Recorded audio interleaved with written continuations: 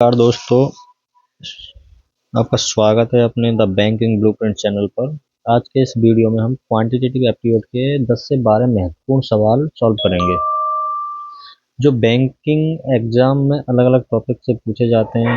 हर सवाल को मैं स्टेप बाय स्टेप भी समझाऊंगा, कॉन्सेप्ट भी क्लियर करूंगा और जहां पॉसिबल होगा वहां शॉर्ट ट्रिक भी बताऊंगा।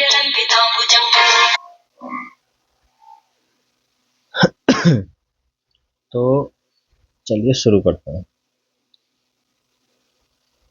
चलिए ये क्वेश्चन नंबर 1 करते हैं।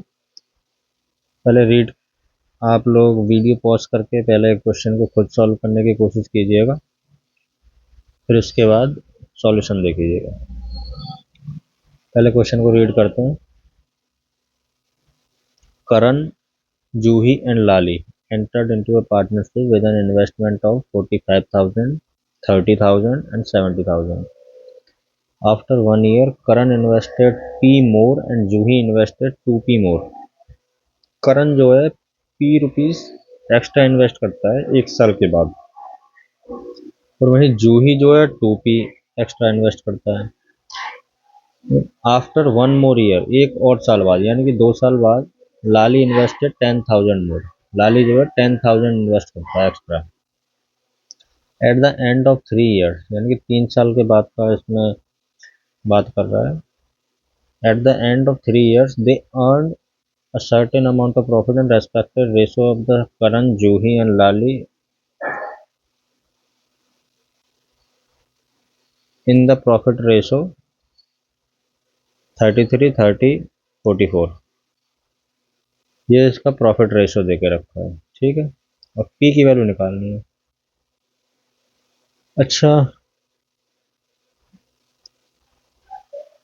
इसमें एब्सोल्यूट वैल्यू जो है सिर्फ लाली का देके रखा है और बाकी सब में पी वेरिएबल है करण और जूही में। तो करण, जूही और लाली का रेशो ले लेते हैं। करण, जूही और लाली, इसमें इसका इन्वेस्टमेंट है 45,000, इसका इन्वेस्ट है 30,000 और इसका 70,000। अच्छा, 1 साल के लिए तो ये इतना इन्वेस्ट करता है, ये भी इतना ही करता है, और प्लस 1 साल बाद इसमें ये के रुपीस ऐड कर देता है। और ये इन्वेस्टमेंट 2 साल के लिए होगा क्योंकि टोटल 3 साल की बात कर रहा है। सेम इसमें भी, इसमें लेकिन 2P रुपीस ऐड करता है। ये देखिए, बोल रहा है ना, Juhi invested 2P rupees more and Karan invested P rupees more. ये 2 साल के लिए होगा। लेकिन इसमें जो है लाली की जब बात कर रहा है तो लाली इन्वेस्टेड 10,000 मोर और 1 more year, यानी कि ये 2 साल के बाद की बात कर रहा है। ये तो 2 साल के लिए रहेगा, प्लस 70,000 में 10,000 एक्स्ट्रा ऐड होगा, ये 1 साल के लिए रहेगा, ठीक है। और एक और चीज,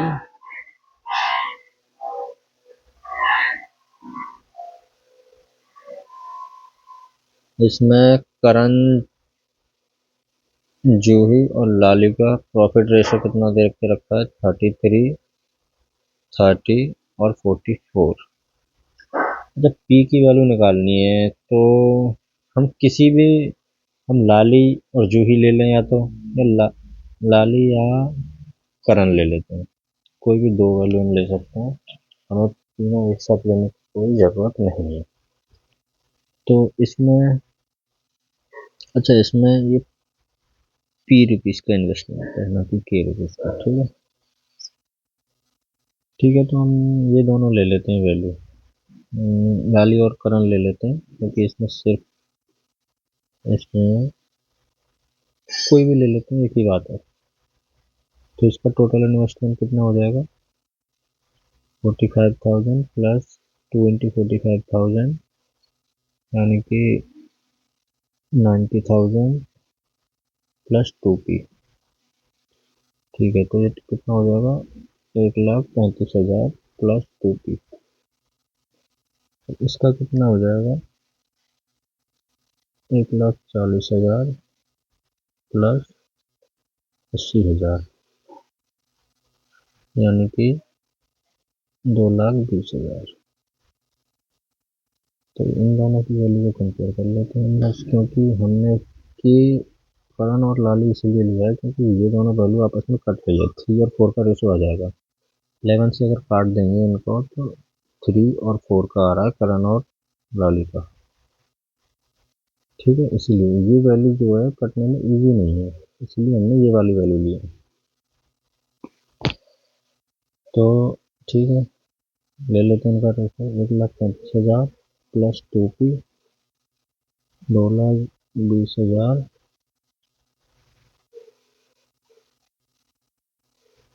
इक्वल टू 3/4। करण और लाली का मैंने डायरेक्ट लिख दिया, 33/44 होगा, कट के 3/4 आ जाएगा, जैसे यहाँ पे हो गया। तो ये 4 से काट देते हैं, 4 से कितने बढ़ जाएगा ये, अगर हम 2 से काटते हैं तो 110, 220 है ये, 110, और 110 को फिर 2 से काटेंगे 55 बार, तो 4 से भागा कितना हो जाएगा, 55 बार। तो 3 जीरो है, 55 का मल्टीप्लाई 3 में करना है, तो 5 तिया 15, 150, और 5 तिया 15 यानी कि 165, 1,35,000 प्लस 2p इक्वल टू 165,000। अच्छा, ये जो मैं मल्टीप्लाई कर रहा हूँ ये आप भी इजीली कर सकते हैं, मैंने ऐसे किया था। 5 तिया 15 मैंने माइंड में ऐसे सोचा, एक वैल्यू ये है तो ये जीरो, फिर इसका मल्टीप्लाई 5 तिया 15, यानी कि माइंड में मैंने सोचा 165 आया, और 3 जीरो इसमें था ही तो वो इसमें आ जाएगा। ठीक है, अब माइनस कर देते हैं इसको, 2p बराबर कितना हो जाएगा, 30,000। तो p की वैल्यू कितनी आ गई, 15,000। यही हमें निकालना था।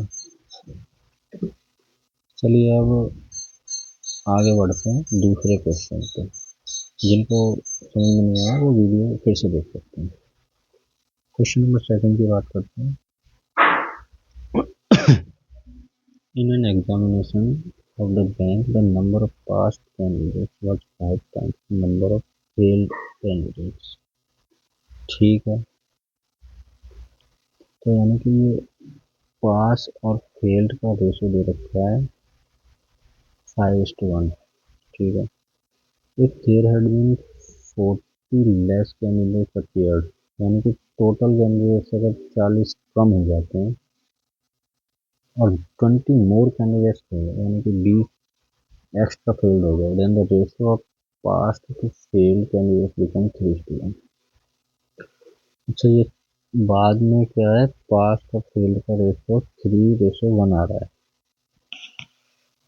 ठीक है, तो इसमें हम क्या कर सकते हैं।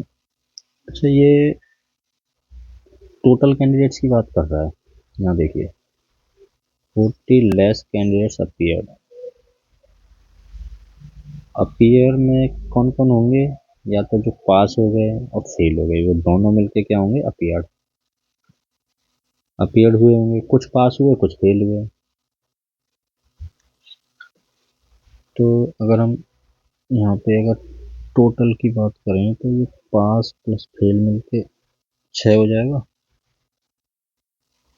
तो ऐसे ही यहाँ पे पास पर मिलके, पास और फेल मिलके 4 टोटल।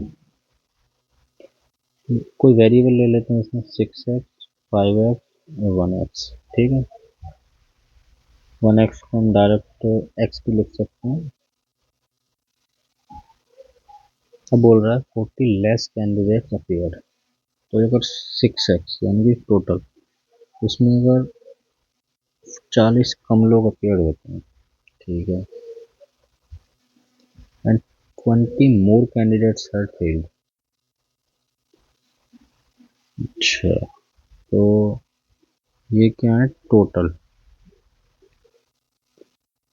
और इसमें क्या है, 20 मोर कैंडिडेट्स फेल्ड, यानी कि एक्स। एक्स तो फेल्ड था, अब इसमें 20 लोग और एक्स्ट्रा फेल्ड हो गए, ठीक है। अब टोटल में से अगर हम फेल्ड को घटा देंगे तो क्या आ जाएगा, पास्ट आ जाएगा 6x minus 40 minus x minus 20, क्या आ जाएगा 5x माइनस 60 आ जाएगा। पास ये आ गया, और फेल्ड, फेल्ड कितने, x प्लस 20 है, और पास और फेल्ड का रेशो हमें पता है 3:1 दे के रखता है, ठीक है। तो हम इसको रेशो में कर लेते हैं। पास कितना है 5x माइनस 60, फेल्ड कितने x प्लस 20, क्या रेशो है 3:1, ठीक है। क्रॉस मल्टीप्लिकेशन कर देते हैं, 5x minus 60 equal to 3x plus 60, यानी कि 2x इक्वल टू 120, 60 इधर चला जाएगा, 3x इधर आ जाएगा, x बराबर 60, x की वैल्यू 60 है। इनसे पूछा क्या है, find the total number of candidates failed initially, initially तो x लोग ही फेल थे, तो हमारा आंसर क्या आ जाएगा 60। अच्छा, पहले वाले क्वेश्चन में टिक मार्क नहीं किया था ना, ये 15,000, ठीक। चलिए क्वेश्चन नंबर 3 की ओर बढ़ते हैं। ये प्रॉफिट लॉस का सवाल है, ठीक है। क्वेश्चन को पढ़ लेते हैं। Cost price of article is 1000, ठीक है। कॉस्ट प्राइस ए का 1000 है, कॉस्ट प्राइस ऑफ बी 900 है।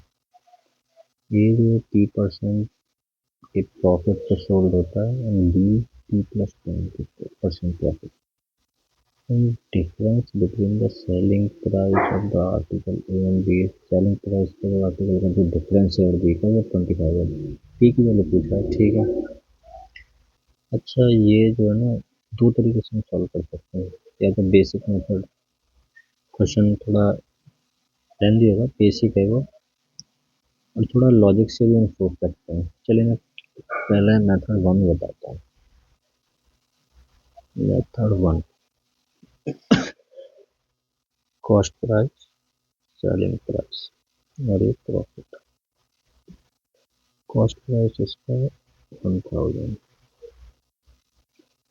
बी का कितना है 900, 30% का प्रॉफिट, यानी कि कॉस्ट प्राइस पे 30% का प्रॉफिट, यानी कि 10p का प्रॉफिट हो जाएगा। जैसे p परसेंट, परसेंट से 2 जीरो जाएगा, 10p आ जाएगा, 10p का प्रॉफिट। ऐसे ही इसमें क्या है, p प्लस 10 का प्रॉफिट, p प्लस 10% ऑफ 900, यानी कि इससे ये जाएगा परसेंट से 2 जीरो, 9p प्लस 90, इतना प्रॉफिट हो रहा है, ठीक है। तो सेलिंग प्राइस कितना होगा इसका 1000 प्लस 10p, इसका कितना होगा 990, 990 प्लस 90 होगा। अब बोल रहा है सेलिंग प्राइस का जो डिफरेंस है, difference between the selling price of article A and B is 25, ठीक है। तो सेलिंग प्राइस का डिफरेंस, अब देखिए सेलिंग प्राइस का डिफरेंस ए माइनस बी करें या बी माइनस ए करें, ये हमको दिया नहीं रखा है कि कौन सा बड़ा है, लेकिन हमको फिर भी साफ साफ नजर आ रहा है। इसमें क्या है 10p, इसमें क्या है 9p, यानी कि ये बड़ा है, और ये वाली वैल्यू भी इसमें बड़ी है 1000 और 990, यानी कि हम ए माइनस बी करेंगे। तो 1000 plus 10p minus 90 minus 9p बराबर कितना है 25, तो कितना बचेगा 10 प्लस p बराबर 25, p बराबर आ गया 15, ठीक है। हमसे p की वैल्यू पूछा है,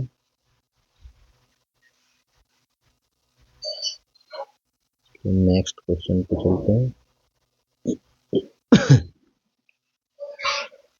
ये ट्रेन का क्वेश्चन है। ये ट्रेन के क्वेश्चन बैंक एग्जाम में बहुत ही ज़्यादा पूछे जाते हैं, बहुत ही इम्पोर्टेंट होता है और इस तरह के क्वेश्चन ही बहुत ज़्यादा आते हैं। चलिए देखते हैं, इसको पढ़ लेते हैं। Train A crosses an electric pole in 18 second. Train A जो है पोल को 18 सेकंड में क्रॉस कर लेते हैं। Train crosses 250 metre long platform in 33 second, और 250 मीटर लॉन्ग प्लेटफॉर्म को वो 33 सेकंड में क्रॉस करता है। What is the time taken by A crosses 200 metre train B running in opposite direction at the speed of 90 kilometre per our.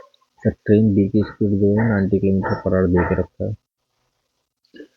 अच्छा, ये value seconds में, metre में, तो इसको भी मीटर पर सेकंड में कन्वर्ट कर लेंगे। ठीक है, इसको कन्वर्ट कर लेते हैं। 90 इंटू 5/18 यानी कि 25 मीटर पर सेकंड।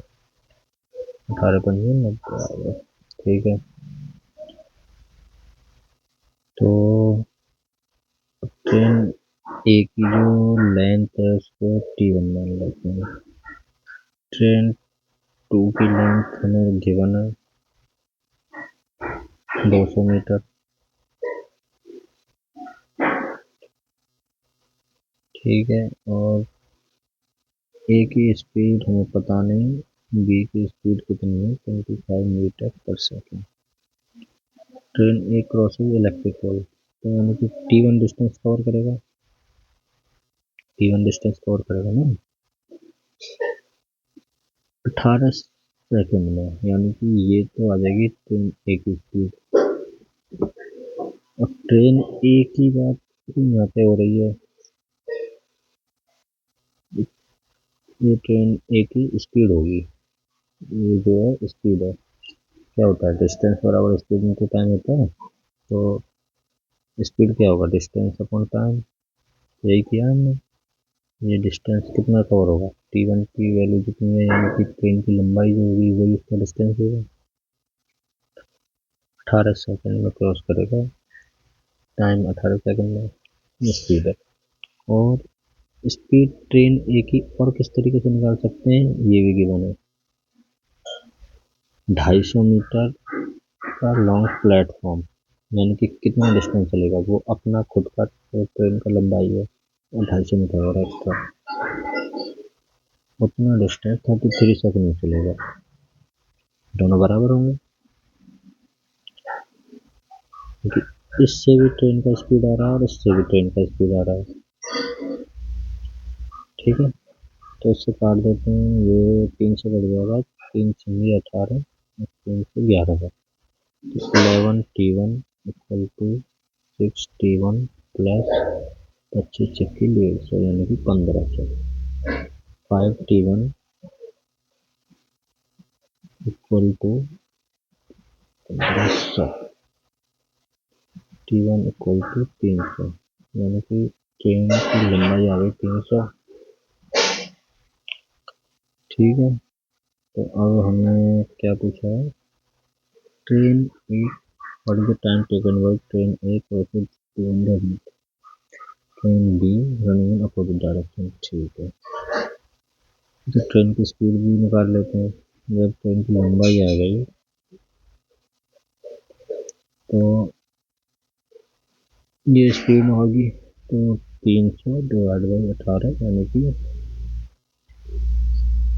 6×5 = 30, 6×3 = 18, यानी कि 50/3 मीटर पर सेकंड। यही होगा।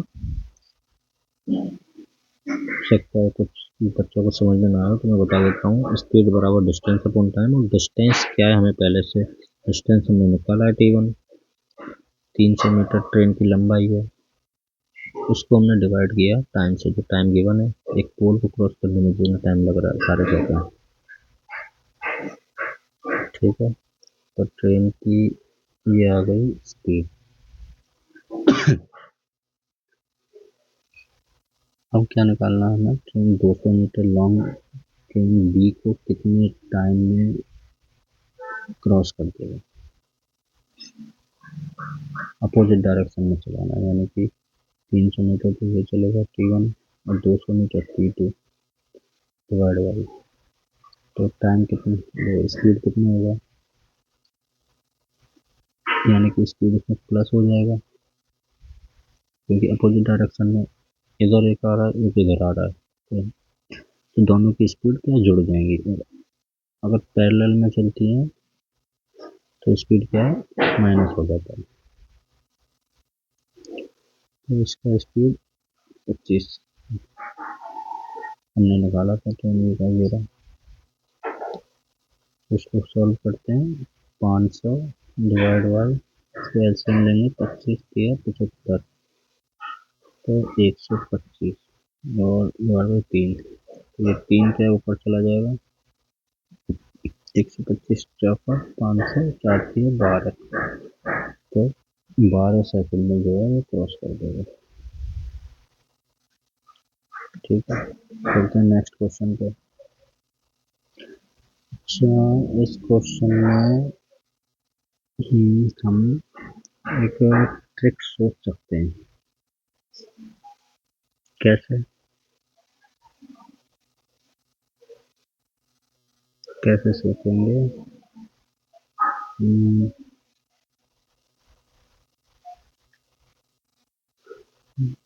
ट्रेन, अब देखिए ये ट्रेन ए, ठीक है, ट्रेन 1 की बात करेंगे। ये 18 सेकंड के लिए चल, ठीक है, T1 डिस्टेंस कवर करते हैं। T1 जो है ट्रेन की लंबाई है। अब T2 नहीं, T2 तो बाद में आएगा, T1 ही, T1 क्या 250 मीटर एक्स्ट्रा चल रहा है, देखिए 250 मीटर एक्स्ट्रा चल रहा है। और 250 मीटर जब एक्स्ट्रा चल रहा है तो इसको कितना टाइम लग रहा है, 33 सेकंड, 33 सेकंड लग रहा है एक प्लेटफॉर्म को कवर करने के लिए।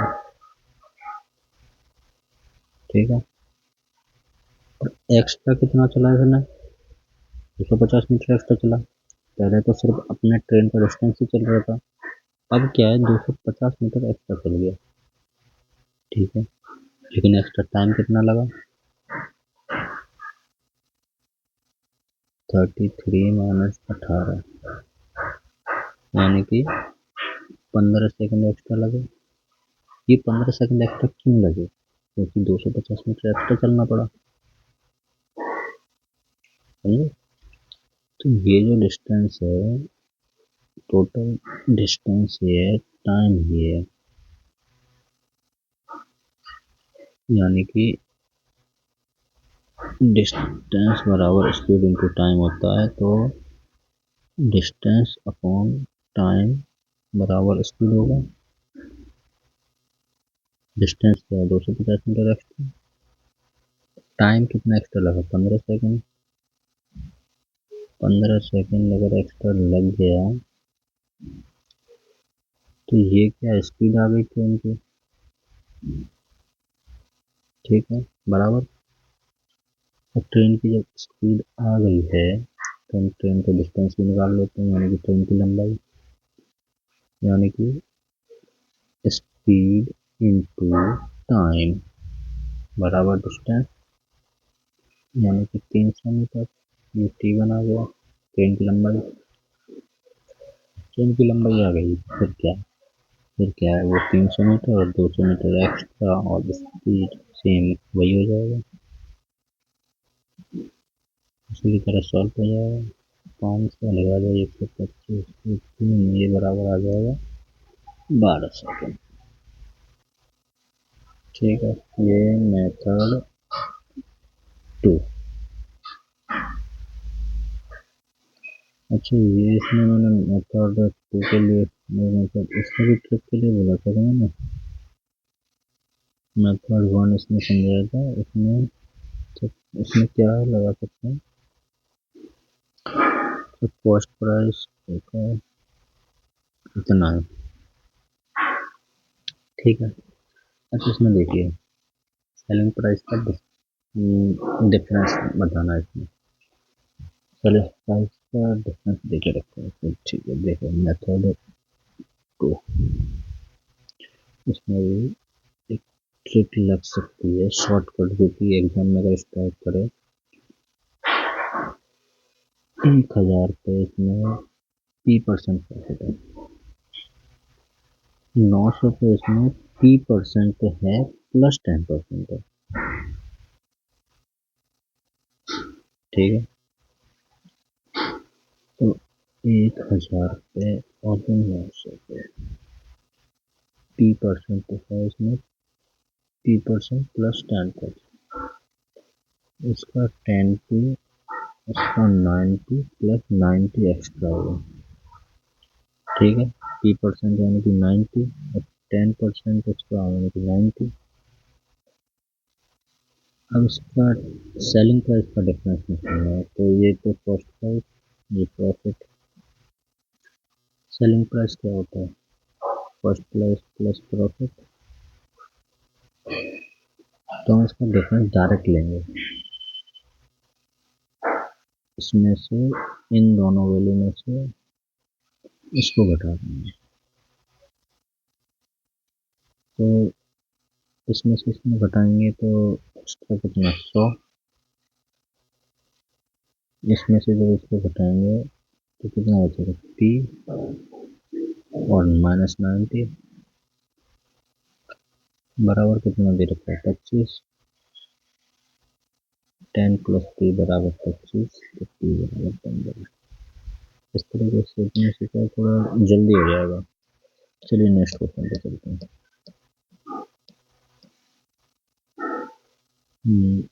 ये क्या बोट एंड स्ट्रीम का क्वेश्चन है, ठीक है। The ratio of speed of stream in boat 1:7, ठीक है। Boat covers 120 kilometre of stream and down stream 3.5 our and find the speed of boat and stream, ठीक है। अच्छा इसमें देखिए हम बोट की जो स्ट्रीम है उसको y मान लेते हैं, और बोट की जो स्पीड है नॉर्मल स्पीड, बोट की स्पीड को x मान लेते हैं। तो ये गिवन है 1:7। और डाउन स्ट्रीम स्पीड क्या होता है x प्लस वाई। क्या हुआ आपने, स्ट्रीम की जो स्पीड है, मान लीजिए नदी इस दिशा में बह रही है, तो बोट भी इस दिशा में चल रही है, तो स्पीड प्लस हो जाएगा ना। स्ट्रीम की स्पीड जो है वो उसको पुश करेगी, नदी की जो बहाव है बहाव से और तेज चलेगा, ठीक है। तो इन दोनों को जोड़ना पड़ेगा, यानी कि 8 और यू यानी कि अप स्ट्रीम, तो कितना हो जाएगा इन दोनों का डिफरेंस, यानी कि 6। चल वेरिएबल ले लेते हैं, अच्छा एक्स तो उसमें है यानी कि हम के वेरिएबल ले लेते हैं। अब बोट जो है 120 किलोमीटर अप स्ट्रीम जा रहा है, यानी कि 6 की, और 120 किलोमीटर डाउन स्ट्रीम जा रहा है, दोनों मिलाकर 3.5 घंटे लगते हैं। 3.5 घंटे यानी कि इसको 7 तो लिख सकते हैं। 8 और 6 इसका एलसीएम ले लेते हैं, तो पहले 120 कॉमन लेते हैं इसमें, ठीक है। 1/6 प्लस 1/8 के बराबर 7/2। इसका एलसीएम ले लेते हैं 6 इंटू 8 इंटू के, यानी कि 8 प्लस 120 बराबर 7/2। 8 और 6 14, यानी कि ये 2 बार कट जाएगा, 8 से ये कट जाएगा 15 बार, 3 से 2 बार, 3 से 5 बार, 2 से 2 बार, यानी कि के बराबर आ गया 10। हमसे पूछा क्या है, find the sum of the speed of boat and stream, boat और स्ट्रीम यानी कि 8 के, 8 के इक्वल टू 8 इंटू 10 बराबर 80। Option number 4। ठीक है, चलो नेक्स्ट क्वेश्चन पे चलते हैं।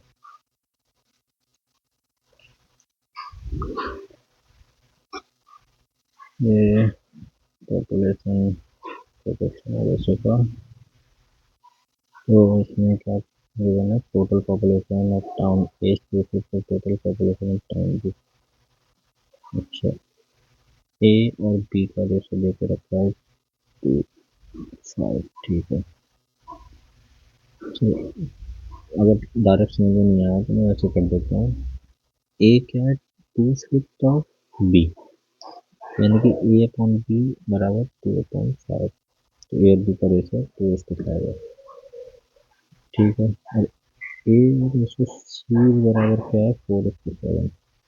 अच्छा, ए की वैल्यू में 2 है, 4 है, इसमें 2 को मल्टीप्लाई कर देते हैं। ए रेशो बी क्या आ जाएगा, 4:5। अब रेशो मर्ज कर देते हैं, यानी कि ए रेशो बी रेशो सी 7 आ गया। Okay, if the total population of town A and C together is 150 more than that of town B, यानी कि A और C का टोटल यानी कि 11 B से कितना ज़्यादा है, 150 ज़्यादा है।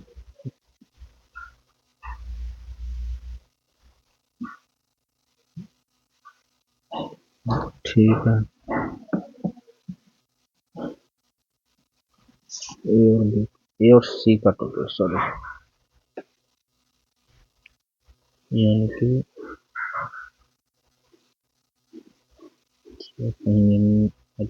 सॉरी सॉरी, 2 का मल्टीप्लाई हुआ तो ये 10 आ जाएगा। ठीक है, 7 और 4 ये 11 और ये 10, ये बराबर कितने दे रखा है, 150। एक की वैल्यू 150 आ गई। हमसे पूछा क्या है, पॉपुलेशन ऑफ सी, सी की वैल्यू कितनी है, 7, 207, यानी कि 15 सबसे 105, 1050। ठीक है, ये नेक्स्ट क्वेश्चन पे चलते हैं। मेंसुरेशन का क्वेश्चन है, ratio of length of rectangle to the side of square. ठीक है, यानी कि लेंथ और साइड का ratio 10:11 and the side of the square equal to average of the breadth and length। Breadth और लेंथ का एवरेज अगर साइड का स्क्वायर का साइड है, यानी कि ब्रेड ऐसे, ब्रेड और लेंथ का एवरेज बराबर 11 है, तो ब्रेड लेंथ 22 हो जाएगा। एवरेज कैसे निकालते हैं, दो का एवरेज, दो लोगों का एवरेज होंगे तो उससे डिवाइड होगा। ठीक है, अब और क्या क्या है, the area of the square 484, यानी कि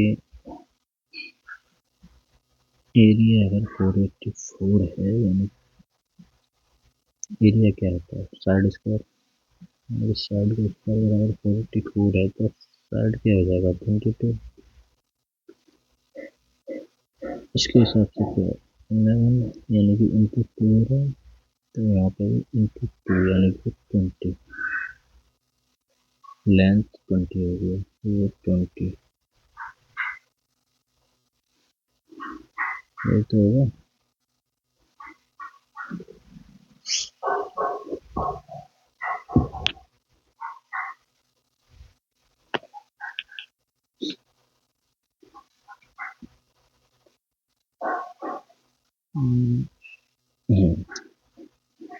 ठीक है, अच्छा, लेकिन लेंथ हमने इसके हिसाब से लिया, यहाँ कोई वेरिएबल ले लेते हैं, 10K ले लेते हैं, 11K ले लेते हैं। ठीक है, 22K होगा। ठीक है, तो लेंथ के यानी कि ब्रेड पर लेंथ इक्वल टू के की वैल्यू, यानी कि साइड कितना है, 20, 2 यानी कि k की वैल्यू 2 है, यानी कि इंटू 2 हो रहा है, 11 इंटू 2। यहाँ देखिए 11 इंटू 2 है, ब्रेड प्लस लेंथ यानी कि 44, तो ब्रेड प्लस लेंथ कितना है 20 बराबर 44, यानी कि ब्रेड कितना आ जाएगा 24। ठीक है, चलो नेक्स्ट क्वेश्चन पे चलते हैं। कितने क्वेश्चन और बाकी है?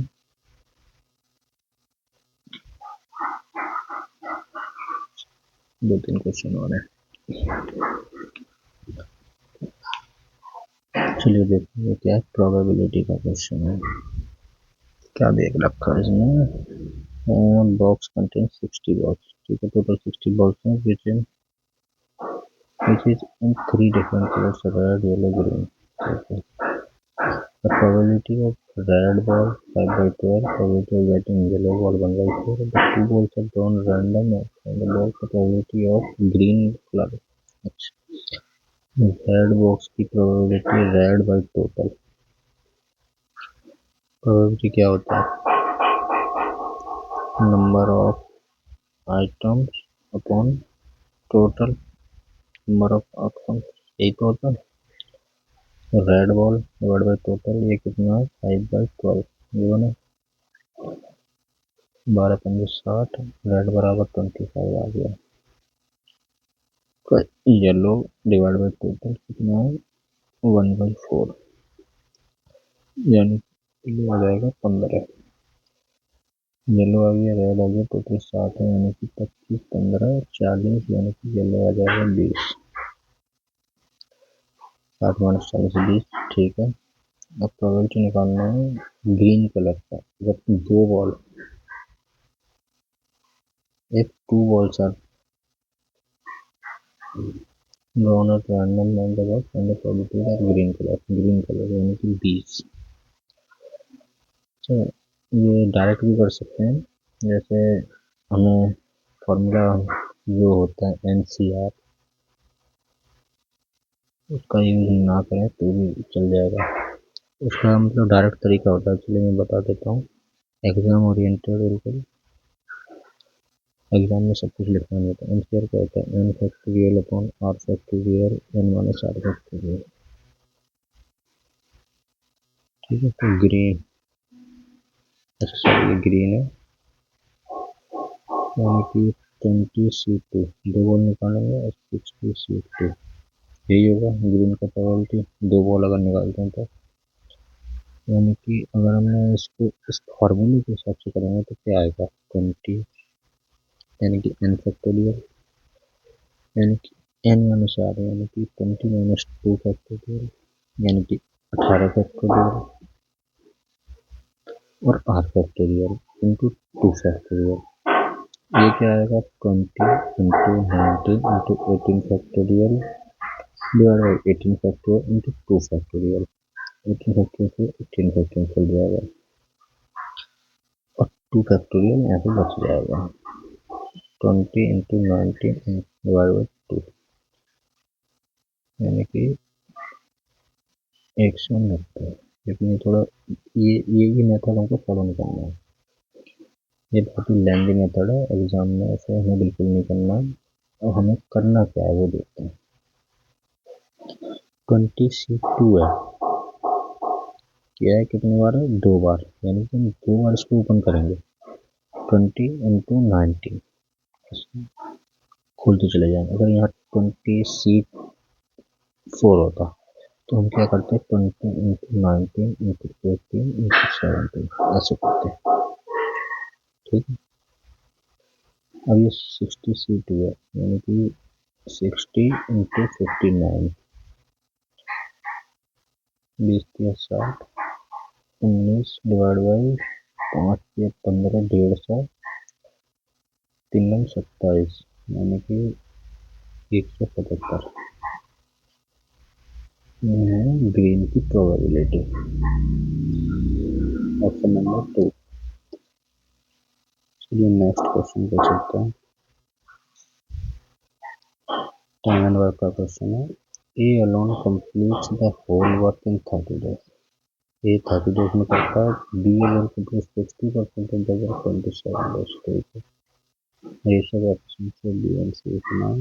How many days together complete the half of the work? ठीक है. A 30 days, B जो है 60% यानी कि 3/5 कितने दिन में करता है 27 3 मंथ 27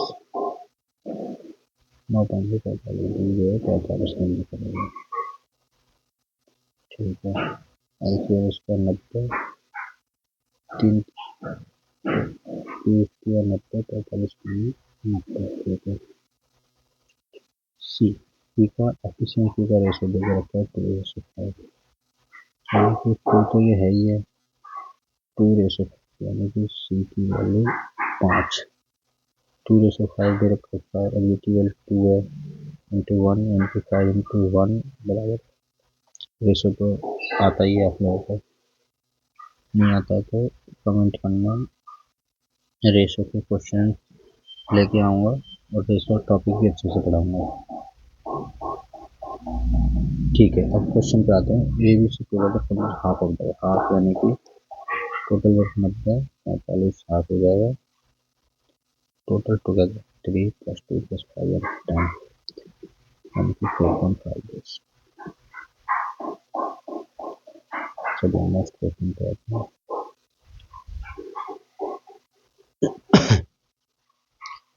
मिक्सचर एंड एलिगेशन का क्वेश्चन है. ठीक है. Vessel contains 100 liters of mixture of milk and water in the ratio 3:2. इस क्वेश्चन के दो तरीके बताऊंगा बहुत ही ज़बरदस्त. एक तो बेसिक मेथड जो थोड़ा सा बच्चे फॉलो करते हैं और एक बताऊंगा क्रॉस मल्टीप्लिकेशन मेथड जो कि बहुत ही ईजी तरीके से सॉल्व हो जाएगा. अब जैसे देखो ये वैसे 100 लीटर का मिक्सचर है. ठीक है. टोटल 100 लीटर मिल्क वैसे वाटर क्या क्या बना 3:2. फिर x litres of mixture taken out. अगर एक्स लीटर इसमें से निकल जाता है तो वो रेशो चेंज नहीं होगा उतना ही रहेगा. रेशो कभी चेंज नहीं होता है. अगर टोटल निकाला जाए and 25 litres of milk add होता है 25 लीटर और वाटर होता है 20 लीटर. अच्छा मिल्क जो है 25 लीटर निकाला जाता है taken out and milk and 20 liter water are added into the remaining mixture. Quantity of milk in the finest mixture 40% more than water. 40% यानी कि 2/5 यानी कि वाटर से 40% ज़्यादा. वाटर को अगर हम फाइन मारने से +2 यानी कि 40% 2/5 5 + 2 यानी कि 7. मिल्क और वाटर का रेशियो होता है 7:5. ठीक है. अच्छा बेसिक मेथड पहले मैं बता देता हूँ. ठीक है. बेसिक मेथड क्या होगा. अब 3:2 है तो इसमें डिवाइड करते हैं 3:2 में 3 और 2 5 5 100 यानी कि डिवाइड करेंगे तो इंटू 20 20 या 60 इस दोनों 40. ठीक है. यानी कि 60 माइनस एक्स लीटर निकला है इसमें से. और किस रेशो में निकलेगा ये मिक्सचर तो रेशो टू में निकलेगा. पहले में निकलेगा मिल्क यानी कि 3/5 into x divide by 40 minus 2/5 into x. इसमें 25 लीटर मिल्क और निकला और इसमें 20 लीटर ऐड हुआ. रेशो लास्ट में कितना बन गया 7:5. इसको आपको सॉल्व करना होगा इतना बड़ा. ठीक है. ये बहुत ही लेंथी मेथड है. ये राइट अप्रोच नहीं है. अब मैं आपको बताता हूँ राइट अप्रोच. मेथड 2। जैसे ये कितना गिवन है, 100 लीटर है, milk ratio water 3:2 minus x, तो भी रेशो उतना ही रहेगा 3:2। तो इसमें और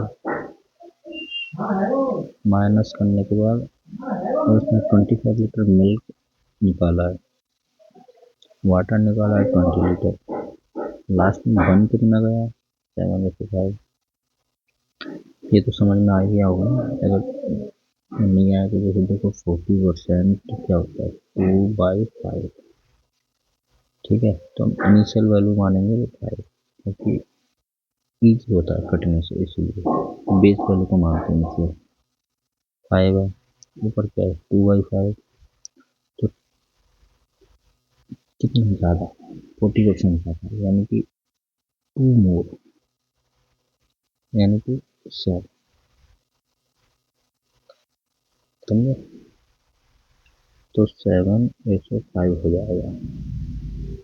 कब हुआ, जो इसमें से 25 लीटर माइनस हुआ और इसमें 20 लीटर और उसमें क्रॉस मल्टीप्लिकेशन करते हैं।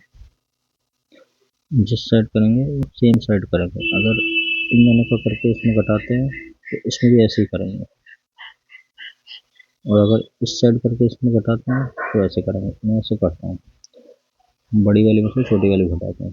5 दिया 15, माइनस 7 दूनी 14, ये बराबर किसके होगा 20/140 माइनस, अच्छा ये ऑलरेडी माइनस है तो करेंगे 125,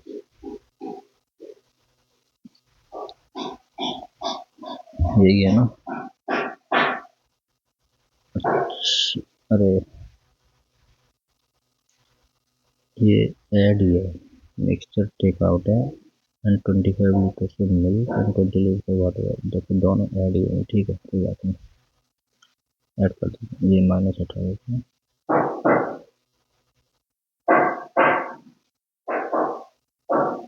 ठीक है।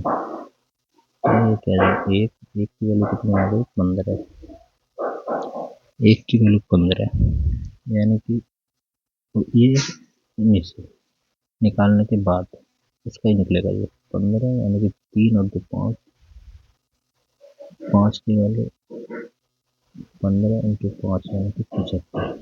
75 लीटर कब था, जब 100 लीटर में से माइनस करके निकाला, यानी कि कितना निकाला 100 माइनस 75 बराबर 25 लीटर निकाला। एक्स की वैल्यू ये है, ठीक है। चलते हैं नेक्स्ट क्वेश्चन पे, 2 क्वेश्चन आ रहा है। चलिए आप ये 2 क्वेश्चन होमवर्क में करना, मैं पीडीएफ दे दूंगा,